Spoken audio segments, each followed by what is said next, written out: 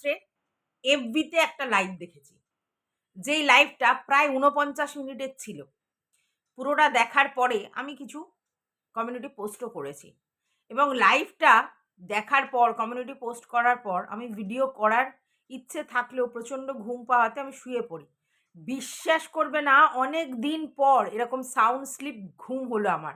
মানে এতটাই আমি মন থেকে পিস হয়েছিলাম, মানে যে এতটাই খুশি ছিলাম এই জন্য তোমরা বলতে পারো কারণ সংসার ভেঙেছে তুমি খুশি হয়েছো, না মানে এনজয়মেন্ট, মানে এনজয় সেই লেভেলের আমার হয়েছিল, যার জন্য আমি একেবারে বিন্দাস ঘুমিয়েছি। ঘুম থেকে উঠে মোটামুটি আবার আজকের আমি এফবিটা খুলেছি, কারণ আমি জানি আমি ভিডিও করব।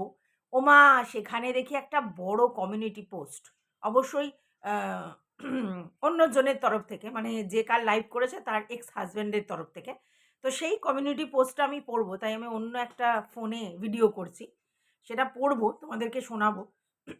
লাইভটা যারা যারা দেখোনি তারা যদি দেখতে ইচ্ছুক হও, তাহলে এফবিতে গিয়ে ওই সায়কের কুটনি বৌদির পেজে ফলো করলে মোটামুটি লাইভটা পেয়ে যাবে, এবং অনেকেই সেটাকে ডাউনলোড করে ফেসবুকে দিয়েছে, তোমরা দেখতে পাবে।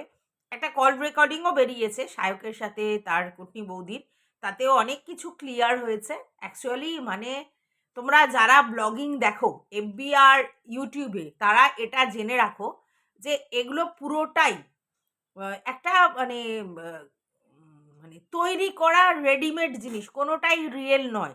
ভিতরে যে তাদের মানে যে ফ্যামিলি বন্ডিংটা তোমাদের সামনে দেখানো হয়, প্রত্যেকের কথা বলছি, সেটা আদৌ কতটা সত্যি সেটা নিয়ে যথেষ্ট ডাউট আছে। মানে তোমরা অনেকেই তো ব্লগিংয়ে তাদের প্রেম প্রীতি ভালোবাসা, তাদের ভালো থাকা নিয়ে সেগুলো দেখে ভাবো যে এরা রিয়েলি কত সুখী, কত ভালো আছে, কত নিজেদের মধ্যে আন্তরিকতা, কত মানে সব কিছু রয়েছে, মানে সব কিছু গুড গুড দেখো, সেটা আদতে নয়।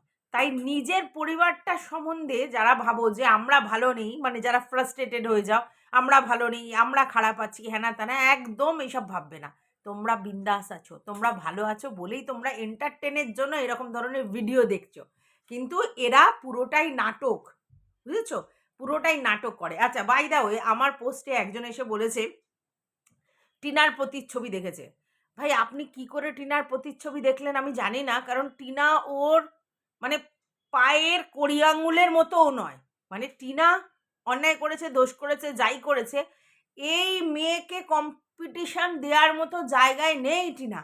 হ্যাঁ, এবারে যেহেতু আপনারা এই 4টে বিয়ে, 5টা বিয়ে, 2টো বিয়ে, 3টে বিয়ের গল্প হচ্ছে, সঙ্গে সঙ্গে বলে দিলেন ওই টিনার সঙ্গে তার মানে একই আপনারা দেখতে পাচ্ছেন। এ প্রচুর ট্যালেন্টেড, টিনা অত ট্যালেন্টেড নয়, এ প্রচুর ট্যালেন্টেড। এবং সত্যি কথা বলতে আপনারা বলুন তো, এই মেয়েটিকে আপনারা কি করে চিনেছিলেন? অবশ্যই সায়কের কুটনি বৌদি হিসেবে। তাই চক্রবর্তী ফ্যামিলিটাকে ও অ্যাকচুয়ালি ইউজ করেছিল, এটা পরিষ্কার। ওর ফেম, যশ, প্রতিপত্তি, অর্থ সে যেভাবেই ইনকাম করুক, কিন্তু এই ফ্যামিলিটার জন্যই কিন্তু এ সোশ্যাল মিডিয়াতে পরিচিতি পেয়েছে, এটা তো নো ডাউট, ঠিক আছে?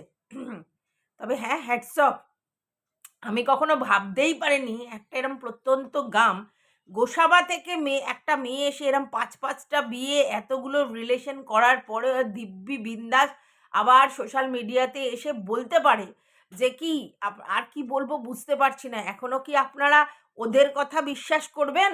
ওদের কথাই বিশ্বাস করবেন? মানে ওর ইন্টেনশনটাই ছিল ওদের ফ্যামিলির সম্বন্ধে কিছু ব্যাড ইমপ্রেশন ক্রিয়েট করা, কারণ শুধু আমার কেন বদনাম হবে, তাহলে ওদেরও বদনাম হোক। তো দেখো, আমি বলতে মানে মানে এটা বলতে পারবো না যে সায়ক বা সায়কের দাদারও কোনো মানে ফল্ট নেই। অবশ্যই সবার ফল্ট আছে, একতরফা তো এক হাতে তো তালি বাজে না। কিন্তু এই মহিলা যেটা বলতে চাইছে যে যেহেতু ওর আগে বিয়ে ছিল এবং সেই জন্য ওকে কালো চিঠি করা হতো, এটা কতটা সত্যি সেটা নিয়ে যথেষ্ট ডাউট আছে। আর এ যে মানে সায়কের দাদাকে বিয়ে করেছিল তার পিছনে এটাই রিজন, কারণ 3-4টে বিয়ে ছিল, সব মানে সব্যসাচীকে দেখতে দেখতে সুন্দর, অল্প বয়সী ছিল, পয়সা হয়তো সেরকম ছিল না, বাট ওকে মোহরার মতো কাজে লাগিয়ে ও ওর কাজটা কিন্তু করে যাবে। আর সব্যসাচী যেহেতু পয়সাটা সেই অর্থে ছিল না, ও সব মেনে নেবে। এটাই ব্যাপার ছিল। তো যাই হোক, এখন জানা যাচ্ছে সব্যসাচীর বক্তব্য থেকে যে ওর 5টা বিয়ে, আর ও কালকে লাইভে 4টে বিয়ের কথা স্বীকার করেছে, একটা লিভ-ইনের কথা স্বীকার করেছে। 4টে বিয়ের মধ্যে একটা ব্যাঙ্গালোরের বিয়ের কথা বলেছে, যেই বিয়েটায় নাকি ওই সিনেমায় দেখেন না যে তোমার বাড়িতে বউ নিয়ে যায়, তারপর বাবার পার্টনার হিসেবে, খেলাধুলার পার্টনার হিসেবে কাজে লাগে। মানে ও বলতে চাইছে যে ওকে বিয়ে করেছিল তার বাবার তার বাবার খেলাধুলার পার্টনার হিসেবে ওকে ইউটিলাইজ করা হতো, আর ছেলেটির অন্য গার্লফ্রেন্ড ছিল। ঠিক আছে? মানে ও ওর শ্বশুর মশাইয়ের ওই রাখার জিনিস এরকম একটাও বলেছিল। তো ওখান থেকে ও বেঁচে আসে কিভাবে? ওর বাবার সাহায্যে। বাবা ওকে টিকিট প্লেনের টিকিট ফিকিট পাঠায়, তারপরে চলে আসে। ঠিক আছে? এটা ও ১ম বিয়ে বলার পর ও স্বীকার করেছে যে তার আগেও ওর একটা বিয়ে ছিল খুব ছোটবেলায়।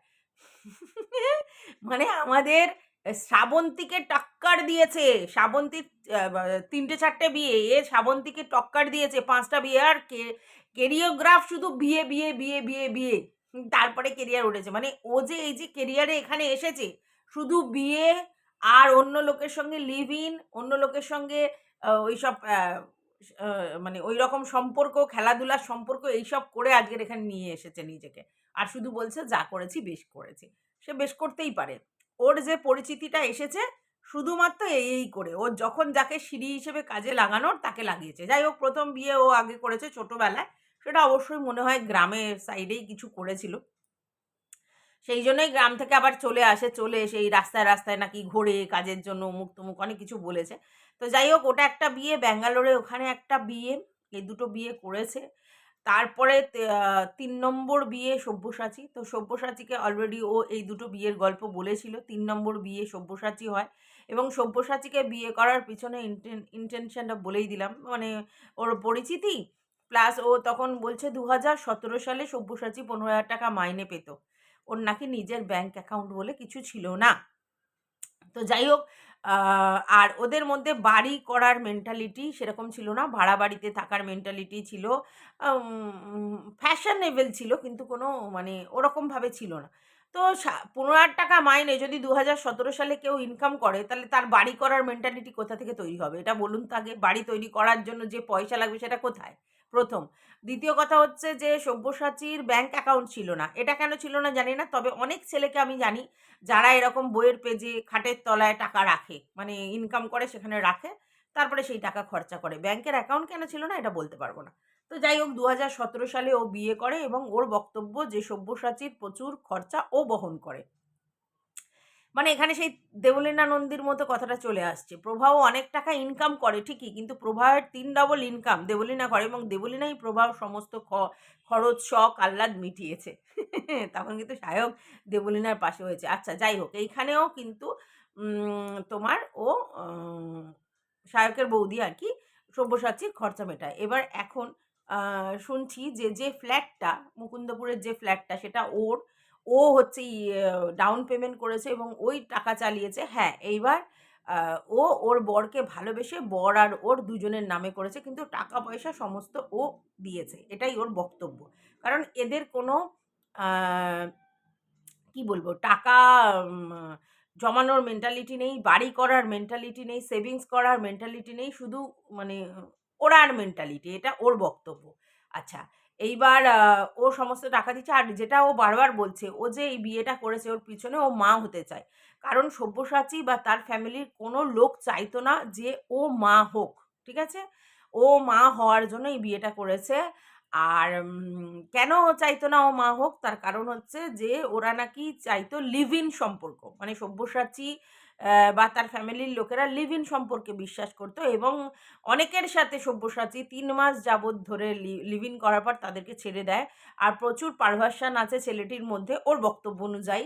এবং ওই ৩ জন মিলে খেলা, ৪ জন মিলে খেলা, তারপরে বউকে সামনে রেখে অন্য কারোর সঙ্গে এন্টারটেইন করা, অন্য কারোর সঙ্গে এন্টারটেইন করা বউকে দেখানো, মানে প্রচুর, প্রচুর বিকৃত খেলা অভ্যেস আছে। এই কথাটা ওই সুস্মিতা আর কি বলে। ঠিক আছে? এবং সায়কের সম্বন্ধে যেটা আমরা অনেকেই জানি, শুনি, সেরকম একটা তথ্য দেয় যে সায়ক কেন রুবি হসপিটালে ভর্তি ছিল। তার কারণ তার খেলনা ছিঁড়ে গিয়েছিল অন্য কোনো পুরুষের সঙ্গে খেলতে গিয়ে।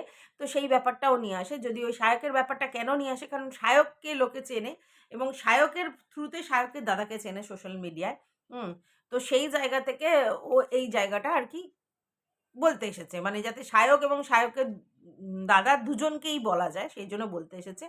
বাই দ্য ওয়ে ওকে অনেকেই বলেছে যে, "আপনি থানা পুলিশ এইসব করুন, এই হেনা-তেনা" যখন হয়েছে বলছে, "না, না আমি চুপই ছিলাম।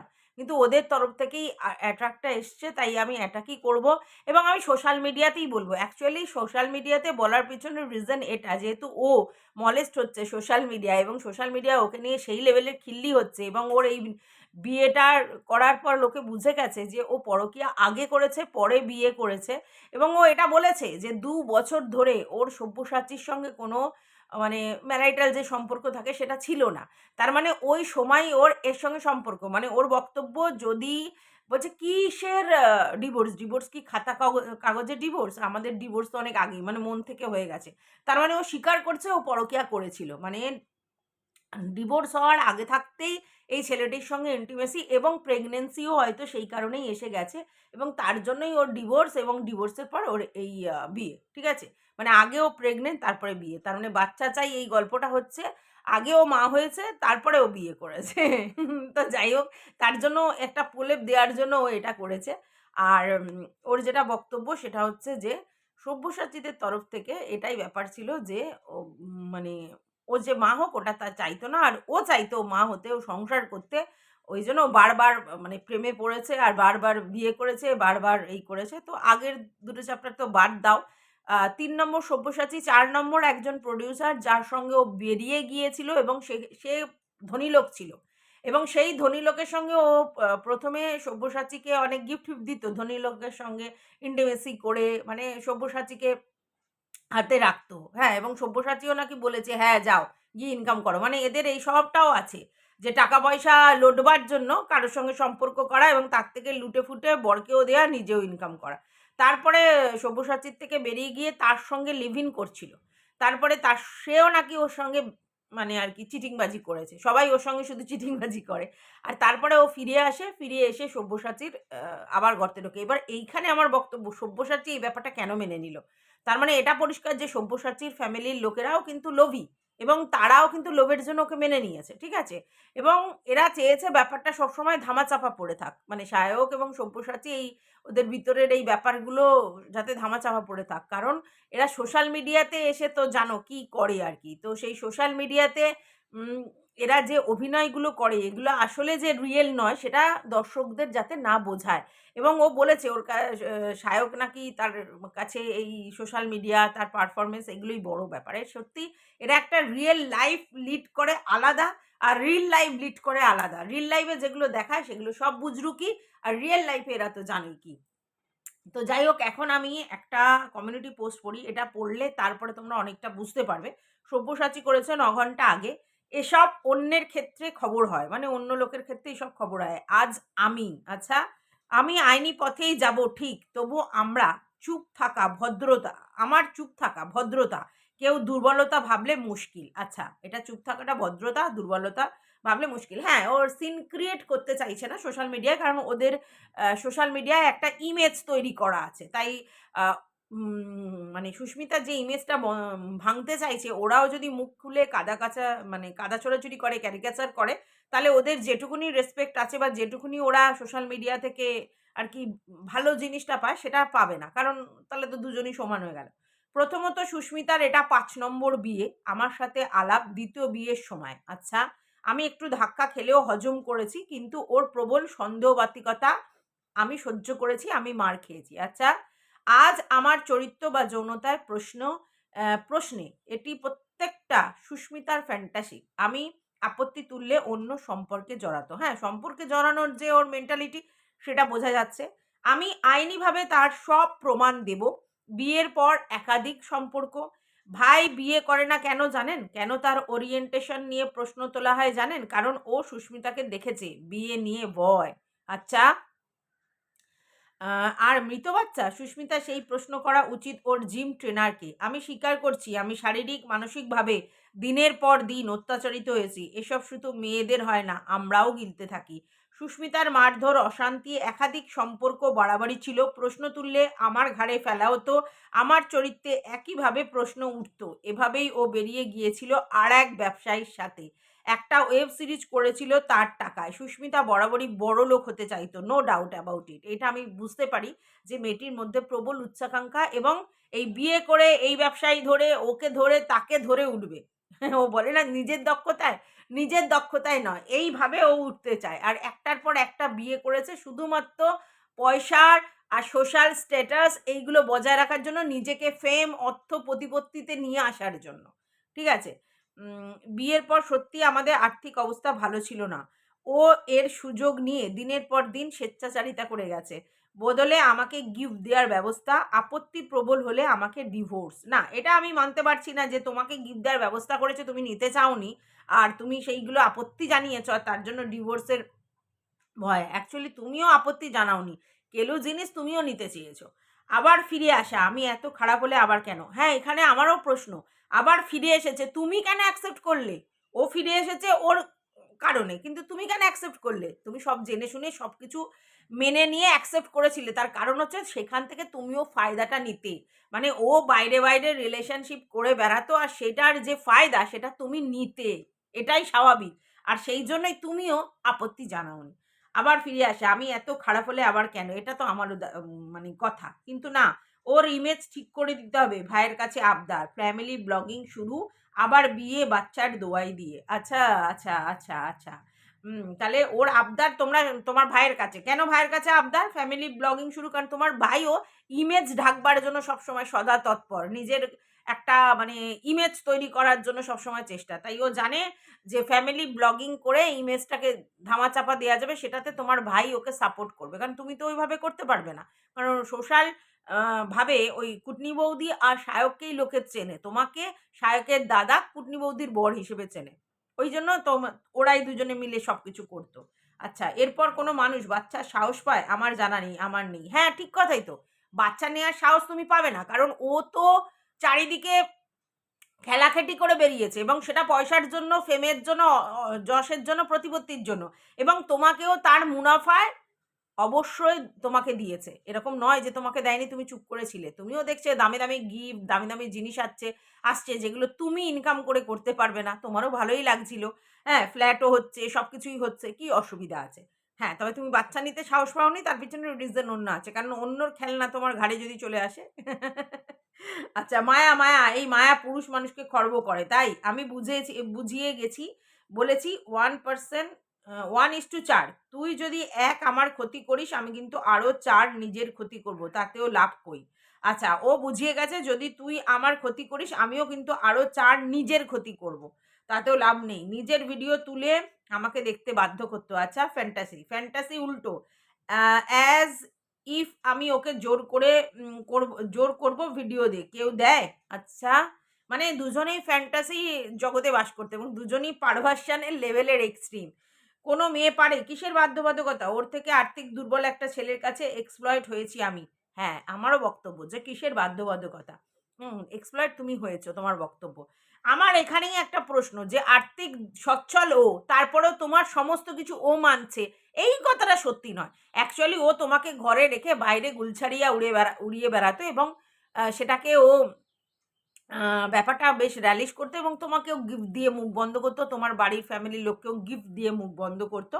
মানে তোমাদের যেহেতু ইকোনমিক্যালি ওর থেকে তোমরা স্ট্রং ছিলে না, তার জন্য। কিন্তু এই বাচ্চার ব্যাপারটা নিয়ে মানে ওর প্রবলেম হয়েছিল, যে ও বাচ্চা নিতে চায়, এবং সেই বাচ্চা তোমরা বলেছিলে যে এই পজিশনে কী করে বাচ্চা নেবে, সেই জায়গাটাতে সমস্যা। মানে ও এদিকে টোটালি হাউসওয়াইফ, একটা বাচ্চা আছে, নিজের ইমেজটা ক্লিয়ার করে রাখতো, আর ভিতরে ভিতরে গুলছাড়িয়া ওড়াতো। এটাতে তোমরা সাপোর্ট করোনি, এইটাই। তবে হ্যাঁ, তুমিও যে একেবারে কি বলবো ধোয়া তুলসী পাতা, সেটা হতে পারে না। তোমার ফ্যামিলির কেচ্চাটাও বাইরে এসেছে বলেই তোমাকে এইভাবে বলতে হলো।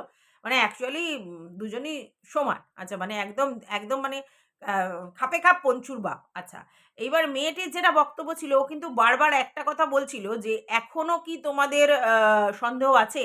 এখনো কি তোমরা চক্রবর্তী ফ্যামিলির ফেভারে? এখনো কি তোমরা আসল রিয়েল জিনিসটা বুঝতে পেরেছো?" মানে ওর বক্তব্য, নিজের নাক কেটে অন্য লোকের যাত্রা ভঙ্গ করব। কারণ নিজের ইমেজ ও সোশ্যাল মিডিয়ায় পুরো ধাজিয়া উড়ে গেছিল ফেসবুকে। তো তার জন্য ও ইচ্ছে করে সায়ক এবং সায়কের দাদার জায়গাটাও নষ্ট করলো। এটাই বাস্তব। আচ্ছা, ওর বিকৃতি একসাথে থেকে সম্ভব ছিল না। তাই আমাকে আলাদা নিয়ে আসে, ফ্ল্যাটের ডাউন পেমেন্ট করে ইএমআই লোন আমার। আচ্ছা, এটা সত্যি। এটা আমি ফিল করি যে তোমার কে আলাদা নিয়ে এসেছিল, কারণ ও স্বেচ্ছাচারী এবং ও যেগুলো করবে সেগুলো তুমি যাতে মেনে নাও। তোমার ওই ফ্যামিলি থেকে হয়তো সেটা সম্ভব হচ্ছিল না, সেই জন্যই তোমাকে নিয়ে এসছে। আচ্ছা, ফ্ল্যাটের ডাউন পেমেন্ট ও করে কিন্তু ইএমআই তোমাকে দিতে হয়। আচ্ছা, আমি ওকে সাথ দিয়েছি মায়ায়, সম্পর্ক বাঁচানো আমার প্রায়োরিটি ছিল, ওর না। মায়ায় সাথ দাওনি, তুমিও দেখছিলে মজাই মজা। ঠিক আছে, দুজনে মিলে ইনকাম করে বড়লোক হওয়া যাবে। অ্যাকচুয়ালি তোমরা দুজনেই পয়সার পিছনে ছুটেছো, বড়লোক হওয়ার পিছনে ছুটেছো, এবং তার জন্য নিত্য নতুন পন্থা তোমার ওয়াইফ নিয়েছিল, এক্স ওয়াইফ, এবং তুমি তাকে সাথ দিয়েছিলে।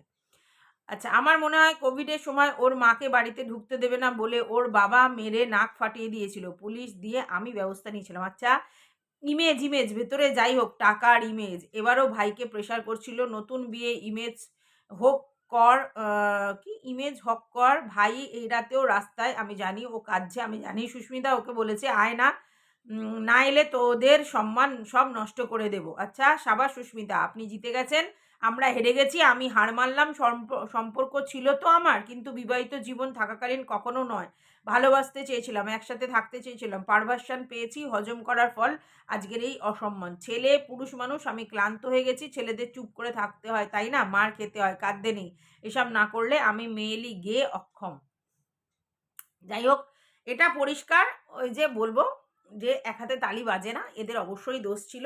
এই মানে পরিবারটার সম্বন্ধে তোমাদের যে ইমেজটা ছিল সেটা একদমই ঠিকঠাক নয়, একদমই মানে ভুলভাল। কিন্তু এই মেয়েটি একেবারে কম নয়, এবং ভাবতে পারছো একটা লাইফে 5টা বিয়ে, তারপরে নানা রকম পরকীয়া সম্পর্ক, মানে শুধু ওই পারভার্সন, ওই যৌনতা, ওই সম্পর্ক, এই করে করে এই মেয়েটা এই জায়গায় পৌঁছেছে। ঠিক আছে, এখন 36 বছর বয়স হয়ে গেছে, ওর বিয়ে গল্প হচ্ছে। মানে তোমরা চিন্তা করছো, মানে কোন ছোটবেলা থেকে এই মেয়েটি এচড়ে পাকা, এবং কোন সময় থেকে, মানে একটা গোসাবার মেয়ে, একটা গ্রামের মেয়ে, কোন সময় থেকে এত কিছু করেছে। ওই জন্য ওর বাবা মায়ের সঙ্গে ওর প্রথম দিকে সম্পর্ক ছিল না, এরকম অসভ্যতাম করতো বলে নাটক শুরু করেছো সোশ্যাল মিডিয়া।